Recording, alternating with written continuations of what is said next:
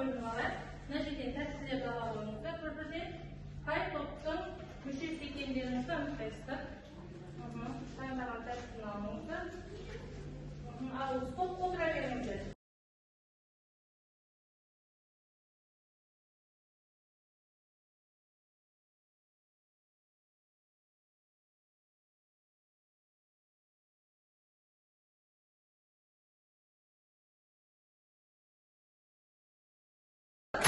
Назарларыңызды бері қарата қойыңдар. Сабағымызды бастаймыз, иә?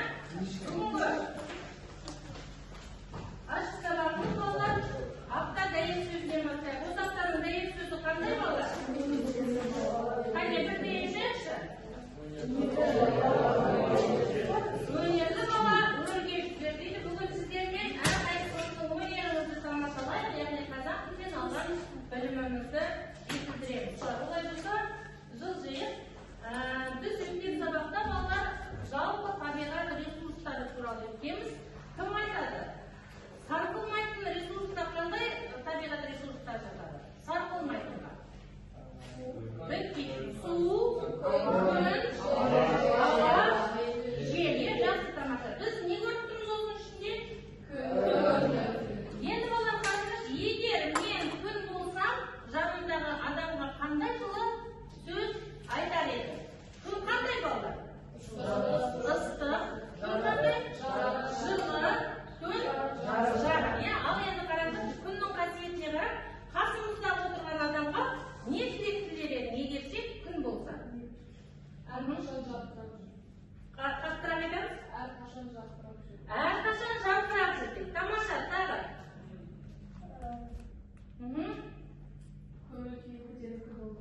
Көңіл күйің көтеріңкі болсын дейді. Тағы? Әрдайым бақытты бол дейді. Тағы? Мына топ? Каусария? Әрдайым күлімдеп жүр дейді. Тамаша, бар ма тағы тілек? Әрдайым мен сияқты биік бол дейді, балалар. Ал мен кім болсам, балалар, сендерге мейірім мен махаббат тілейтін едім. Жақсы. Онда сабағымызды бастайық. Ең бірінші сабақтың үйге берілген тапсырманы тексеріп алайық. Оған кейін мен сіздерге түсіндіріп кетейін.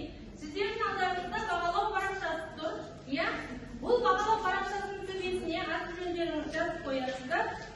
Әр тапсырманың ұпайы тұр. Осы ұпайды алған кезде не қойып отырамыз? Қосу белгісін қойып отырамыз. Бұл жерде 10 ұпай, сабақтың соңында әр оқушы 10 ұпай жинауға тырысамыз. Соңында бонус деген тұр. Қараңыздар балалар, егер бұл бонус мақал-мәтелдер айту. Сабақ барысында егер де мақал-мәтелдер айту бонусына қатыссаңыз, сіздерге сабақтың соңында плюс 5 деген бонус карталар таратылады. Оны келесі сабақта еске аласыз, пайдалана аласыз деген сөз. Яғни сіздерге арналған сыйлық бар. Жақсы. Үй тапсырмасына мәлімет. Бірінші тапсырма. Айқындауыш мүше қатысқан 4 сөйлем құрастырып беру болатын. Қане, кімде бар 4 сөйлем, кім оқып шығады? Айқындауыш мүшесі бар. Бізге үй тапсырмасын тексеруге 6 минут уақыт берілген екен. Бір минут кетіп қалды. Түсіндірме давайте алып кеттік арабай. Кім оқиды үй тапсырмасын жылдан үй тапсырмасына 1 ұпай беріледі. Кімде бар үй тапсырмасы? Bir söylемнен оқимыз қане. Оқи ғой. Біз адамдар табиғатты жер, су, ауа, күн жөнінде табиғи компоненттерді қолданамыз. Біз адамдар ол айқындауыш мүше. Тамаша, біз адамдар ол айқындауыш мүше. Қалса? Бұл жоба ұсынылды, ұйымдастырылды, өткізілді. Барлық кезеңдер сәтті аяқталып жарияланды. Айқындауыш мүшесі жоба. Бірыңғай мүшелері ұсынылды, ұйымдастырылды, өткізілді, аяқталып жарияланды. Тамаша. Айқындауыш жеріміздің негізгі бағыттары жер, су, ауа. Тамаша, өте жақсы. Және бірыңғай мүше де бар екен сөйлемдерінде. 1 ұпайдан қойып отырамыз бағалау парақшасына. Тағы кімде бар үй тапсырмасы? Қане.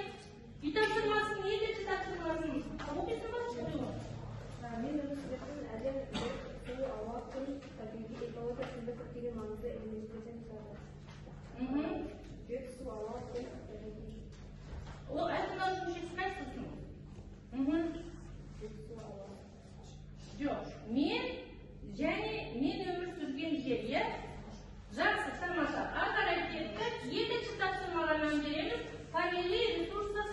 сарқылмайтын ресурстар туралы айтамыз. Ал кеттік. Жалпы табиғи ресурс дегеніміз не еді? Сарқылмайтын ресурсқа нелер жататын еді? Судан көрмеген емес бала? Бұлар қандай? Сарқылмайтын ресурстар. Тағы кімнің қосылалары бар? Жалпы табиғи ресурс дегеніміз не өзі балалар? Адамды қоршаған ортамыз табиғи ресурстар деп айтамыз. Тағы қосылаларыңыз бар ма? Не үшін сарқылмайтын ресурс деп айтамыз? Өйткені ол шексіз, ешқашан таусылмайды. Сулар не істеуі мүмкін? Бірақ оны қалыпқа келтіруге бола ма? Болады. Сондықтан біз оны сарқылмайтынға. Мен айттым, жер шарының 4-ге бөлсек, неше бөлігін су алып жатыр? 3 бөлігіне. Сондықтан оны не деп айтамыз? Сарқылмайтын ресурс деп айтамыз. Үшінші сұрақ, символдық сұрақ. Мән береміз, бұған да бір ұпай беріледі. Біздің мектеп қандай үнемшілік жобасына қатысып жеңіске жетті? Тыңдаймыз. 2023 жылы біздің мектебіміз Орта Азиядағы тұрақты энергетикалық баланстар жобасына қатысып жеңіске жетті. Жеңіске жетті, иә? Соның құрметіне тамаша тұрағы, соның құрметіне біздің мектепке қандай белгі беріледі? Не салынып еді? Қабырғаға мурал салынған болатын, иә балалар? Міне, тыңдаймыз. 2023 жылы біздің мектеп Еуропалық одақ қаржыландырған Орталық Азиядағы тұрақты энергетикалық байланыстар жобасына қатысып жеңімпаз атанған болатын, иә? Соның құрметіне біздің мектепте не салынып еді? Мурал салынған болатын еді. Осылар мектебіміздің тарихына мән береді.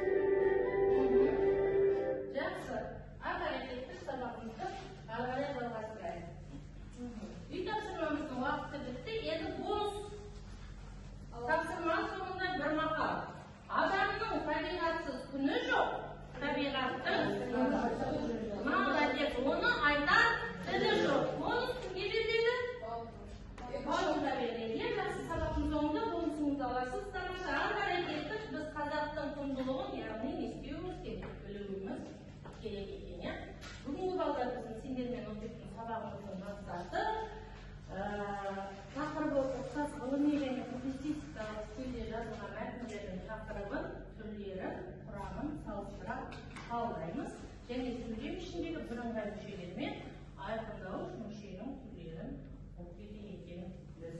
Жақсы. Енді миға шабуыл әдісі балалар. Қазір сіздерге бейнеролик көрсетіледі. Бейнероликті өте мұқият тыңдаңыздар.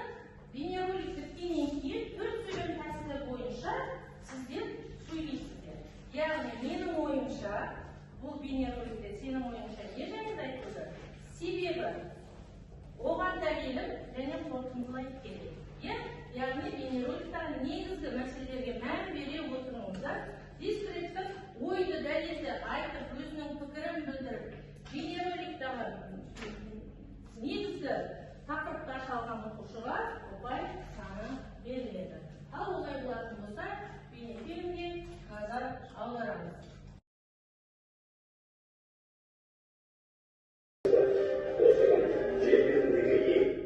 Жақсы балалар, көріп шықтық, иә? Енді жаңағы 4 әдіс бойынша ойымызды жинақтайық, иә? Қазір 4 әдіс бойынша біз не істейміз балалар? Өз ойымызды осы кестеге сала отырып сөйлейміз. Бізге берілетін уақыт балалар 5 минут уақыт. Осы 5 минутты біз 5 минут емес, ана 3 минут болса, бізде ойымен 7 минут уақытымыз бар. 7 минуттың 2 минутында жазып дайындала қойыңыздар. Содан кейін сөйлеуге шығамыз.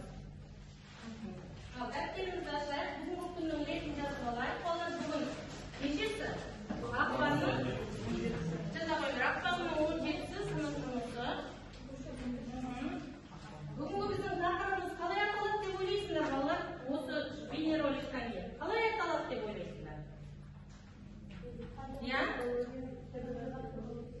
Табиғат, экология, тағы қоршаған орта. Біз өткен сабақтан бері енді нені оқып жатырмыз ғой? Ресурстар туралы. Бұл жерде бірнеше ресурстарды айтты. Біреуі жойылып жатқан ресурстарды айтты. Иә? Табиғи ресурстың қандай түрін оқимыз бүгін?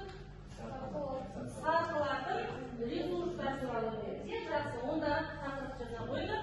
Сарқылатын ресурстар және олар бүгін біз айқындауыштың түрлеріне тоқталамыз. Тақырып жазғаннан кейін 4 сөйлем тәсілімен жаңағы бейне фильмді көрген ойларыңызды жинақтай қойыңдар. Тапсырайық. Сенің ойыңша экологияда не өзгерістер болып жатыр? Менің ойымша мына бейнероликтағы шешімі ұстану керек. Себебі айтып кеткендей 2100 жылға дейін әлемде 1% суда қалмауы мүмкін. Пайдаланатын, яғни ауыз су қалмауы мүмкін. Оған дәлел? Оған дәлел Қазіргі таңдағы не? Қазіргі таңдағы біздің суды тасталуы, ысырапсыз, яғни судың жұмсалуы, қорытындылай келе не айтасың? Қорытындылай келе, қорғанаталық қалауы, қалуға қаталауы керек, суды мөлдері керек. Тамаша. Отыра қойып, тағы кімде бар, бір пайымыз алауы. Тағы кім сөйлейді? Асыздар, ойыңызды айта қойыңыз.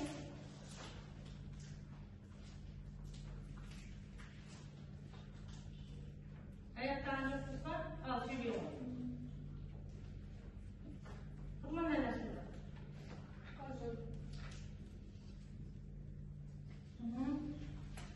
Кім сөйлейді? Қанат сөйлей ғой, қанат. Менің ойымша әр адам табиғатты аялап қорғау керек. Себебі қазіргі таңда әлемдегі табиғи ресурстар жойылып бара жатыр. Оған іле Арал теңізінің тартылуы, су тапсыздығы, құстар және тағы да басқа. Осылай келе біз жерді қорғап, қоқысты жинап, суды үнемдеуіміз керек. Тамаша. Өте жақсы. Ұпайыңызды ала қойыңыз. Тағы кімнің 4 сөйлем тәсіліне кім сөйлейді? 2 топтан сөйледі, мына топтан шы. Сөйлеушілер бар ма? Арай сөйлешті. Сөйлей отыр. Асылда қытайдыңыз. Фархат сен сөйлейсің ба? Иә, уақыттар қалды. Арай, сөйлей ғой. Менің ойымша адамдар білім берудің ресурстарды бағалайды. Себебі әр ресурсымызда түрлі апаттар болып жатыр. Оған дәлел Арал теңізінің тартылып қалуы. Қорытындылай келе, адамдар өзін қоршаған ортаны қоршап, оны аялап қажет. Тамаша, дұрыс айтасың. Яғни қоршаған ортаны аялай білуіміз керек. Зарина сөйлейін дейді. Менің ойымша егер болашақта су 2 есе азайса, қоршаған ортамызды жоғалтуымыз мүмкін. Табиғат болмаса болашақ жоқ. Себебі сумен ағаштар өсіп адамдарға ауа береді. Оған дәлел қазіргі таңда судың тартылуы. Қорытындылай келе, суды үнемдеп ластамау. Суды үнемдеп ластамау дейді. Жақсы. Жақсы. Ал енді асылда дейін сайын болып сөйлей ғой. Бұл ойын біздің қазіргі замандағы дамуы, оның нашарлануы және қатынастылар жайлы айтты. Менің ойымша қазіргі таңда экологиялық мәселелер туындап жатыр. Себебі біздің табиғи ресурстарымыз азайып, табиғатымыз нашарлануы көбейіп жатыр. Оған дәлел Арал теңізінің тартылуы, климаттық тұрақсыздық және осындай келе біз табиғатты қорғаудың біздің парызымыз, борышымыз деп ойлаймын. Тамаша, өте жақсы. Сөйлеушілер бар ма? 30 секунд уақытымыз бар. Бұл тапсырманы аяқтауға ұпай санын алайық балалар. Кімде бар? Кім сөйлеп ұпай алады? Сөйлей ғой, достар. Менің ойымша, біз қазірден бастап табиғатымызды қорғап сақтамасақ, болашағымыз үшін еш әрекет жасамағанымыз болады. Себебі 2020 жылға дейін ауыз су толығымен қалса, біздің ішімізге көмегіміз болады. Оған адамдардың көбісінде күніне 200 литрден астам су жолданады. Егер осылай бүкіл 8 миллиард адамның барлығы осылай суды пайдалана берсе, онда болашағымызда ешқандай су қалмауы мүмкін. Қорытындылай келе, біз суды үнемдеп қолданып, арнайы технологияларды пайдаланамыз. Тамаша балалар. Тақырып түсінікті ма? Түсінікті болса, басқармамызды көрсете қояйықшы. Түсінікті, иә? Жастарға қарай кетсек, көрмейміз. Келесі тапсырма бонус. Бір тал кетсе, 10 тал ет. Бонус сізге беріледі. Егер ары қарай кетсе жалғастырамыз болар, енді грамматикалық қоржын, яғни теория сандығына мән береміз. Қарай болыңыздар балалар, бізде өткен сабақтан өтіп жатырмыз балалар, иә? Біз қай тарауды өтіп жатырмыз, айта қойыңдаршы? Ең бір тарау, синтаксис тарауының ішіндегі біздің қарастырып жатқанымыз айқындауыш мүше болады. Өткен сабақта айқындауыш мүшенің не екенін оқығанбыз. Бүгін айқындауыш мүшенің қандай түрлері бар екеніне қараймыз, иә? Айқындауыш мүше дегеніміз не еді? Кім айтады ережесін? Ережесін үйге жаттап келіп жібермеді ғой? Сұрауым айта ғой. Сөйлемде белгілі бір мүшенің орнын басқа сөзден толықтап айқындап тұратын мүшені біз айтатын айқындауыш мүше деп айтқанбыз. Оны біз қалай бөліп аламыз? Қалай ерекшелеп аламыз? Айқындауыш мүше екенін қайдан байқаймыз? Өтір арқылы, кей жағдайда жест арқылы да ол не істеледі? Енді қарай қойыңдар. Айқындауыш мүше өз ішінен жасалуына, мағынасына қарай 3 топқа бөлінеді. Ол қосарлы айқындауыш, қосалқы айқындауыш және оңашалаған айқындауыш. Қосарлы айқындауыш дегеніміз бұл қос сөз іспеттес жасалып, яғни арасына не қойылады? Дефис қойылу арқылы қос сөз сияқты жасалады. Бірақ бұл жерде екі сөз бірігіп үлкен басқа бір мағынаны береді. Бұны қосалқы айқындауыш дейміз. Қосарлы айқындауыш дегеніміз зат есімнің қосымша саны ретінде жұмсалатын сөздер. Яғни біз мысалға алпамыс бардыр деп неге аламыз? Себебі алпамыс деген атаулар өте көп, иә? Біз бұның ішінде айқындау кім екенін нақтылап тұрады, алпамыс бардыр. Немесе мысалға нұржігіт қарт, иә? Қарт өте көп. Үлкен кісінің бәріміз қарт дейміз. Именно нақты қай адам екенін айту үшін, сосын оны нұржігіт қарт деп біз естеп аламыз, қосақтап аламыз. Мысалға, мен өткенде де мысал келтірген, мысалға, мен Күйші Дина көшесінде тұрамын. Осы жердегі қосалқы айқындауыш қайсы? Күйші Дина. Дина деген атау көп, соның нақты оның күйші екенін білдірсе, бұл қосалқы айқындауыш. Келесі айқындауыштың бір түрі оңашаланған айқындауыш. Оны бірден табуға болады, өйткені оңашаланған айқындауышты екі жағына не алынады? Өтір алынады. Оңашаланған айқындауыш дегеніміз өзінің алдында тұрған сөзді айқындап, нақтылап тұрады. Мысалға, біз мұғалімге балаларға береміз. Біз деген сөзді кім екенін нақтылайды, мұғалім берді жағынан. Мына жерде мысал берген қараңдар. Біздерге ауыл тұрғындарына үлкен көмек болды. Яғни біздер дейді нақты кім екенін атайды, ауыл тұрғындары. Міне мына ауыл тұрғындары деген сөз бұл жерде оңашаланған айқындауыш болады екен. Тақырып түсінікті ме? Осы мәтінді кестеге жасастырады. Сарқылатын ресурстар, сарқылмайтын ресурстар. Сарқылатын ресурстардың өзі ішіне нетке бөлінген, не балалар? Сарқылатын ресурстар. Халыққа келетіні бар, халыққа келмейтіні бар, иә? Халыққа келетін ресурстар дегеніміз ол қайтадан біз дұрыс айтамыз. Өз жүрек аламыз, иә? Көбейтіп аламыз, ал халыққа келмейтіндер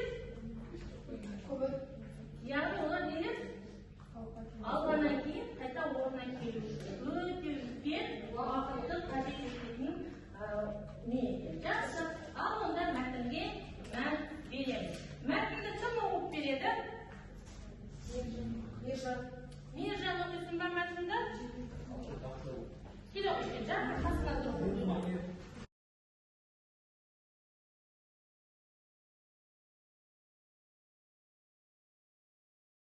Ары қарай сарқылатын ресурстар туралы кім оқиды? Кел оқиды.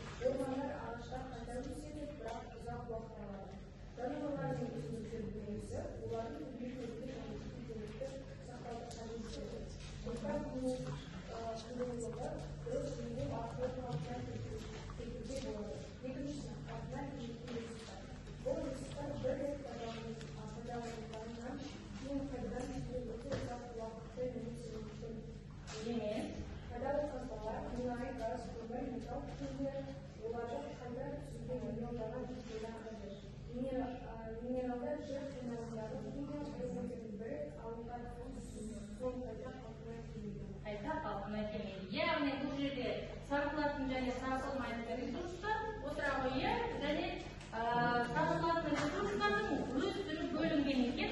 Енді 2 минут уақыт ішінде жазып шығамыз.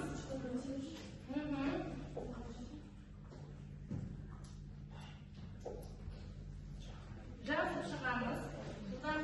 Жылдан. Сарқылатын ресурстар. Нақты ғана жазыңдар. Сарқылатынға нелер жатады, сарқылмайтынға нелер жатады. Олар ой ішінен қалай топтасады. Болды па? Сарқылатын ресурстар бұл ормандар, жануарлар, адамдар, топырақтар. Сарқылмайтын бұл күн сәулесі, жел, су, ауа. Сарқылатын ресурстар екіге бөлінеді деп көрсетіп отыр. Так, жақсы. Қазір бір аяқта болсын. Енді болар, тексеру жұмысын біз бұлай жасаймыз. Көршімізге дәптерімізді өткіземіз. Көршіміз тексересі дұрыс болса бір ұпай қойып береді. Сондықтан оны бағалау парақшасына қоямыз. Уақыт аяқталды, дәптерімізді алмастырамыз. Жұптық жұмыс, яғни дәптерімізді тексеруге береміз. Дұрыс болса бір ұпайдан қойып береміз. Көршімізге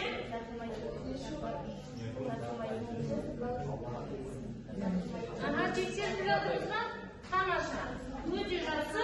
Қайтадан дәптердің сол жерде балдарын қоясыңдар. Бір ұпай қойып берсе, бір ұпайды сояққа қойып аласыздар.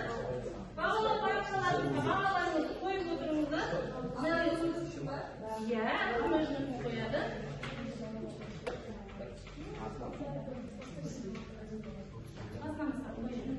Тамаша, болдың ба? Хорошо, сен дәптердің шетіне жазалым. Аяқтадық па? Дәптерімізді орнына қайтарамыз. Келесі тапсырмаға көшпес бұрын бізде міне балалар, мына ретпен тексереміз. Шықты ма осылай сіздерде де? Сарқылмайтын ресурстар, сарқылатын ресурстардың өзі 2 топқа бөлінеді. Кетшілер қарай. Бонус. Жері байтын. Аружан айтты. Жақсы балалар, енді топтық жұмыс басталады. Топтық жұмыс бұлай. Топта бірнеше адам отырсыздар, иә? Бұлай бөлінсеңіздер балалар. 2 адам мәтінмен жұмыс жасауға бөлінеді, 3 адам мәтінмен жұмыс жасауға бөлінесіздер. 2 адам сөйлемдерден мәтінмен жұмыс жасайсыздар. 3-ші 2 адам не істейсіздер? Жасанды интеллект бағдарламасымен жұмыс жасайсыздар.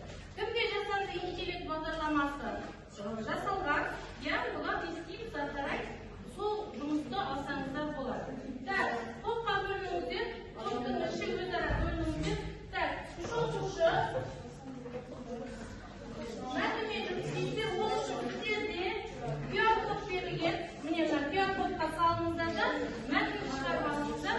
Бірінші, яғни 3-ші тыңдаңыздар, не істейсіздер?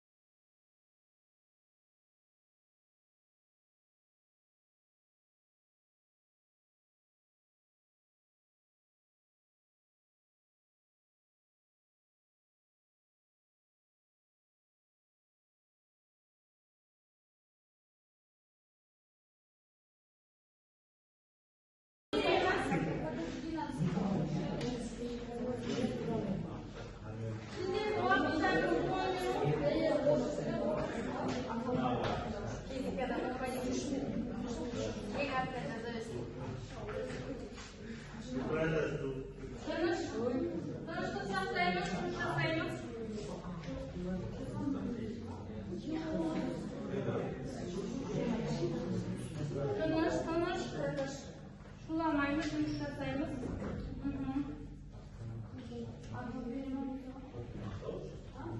Bir уақытта 3 түрлі жұмыс жасатып көруіміз керек. Міне, айқындауыштың түрлері бар ғой мынаға.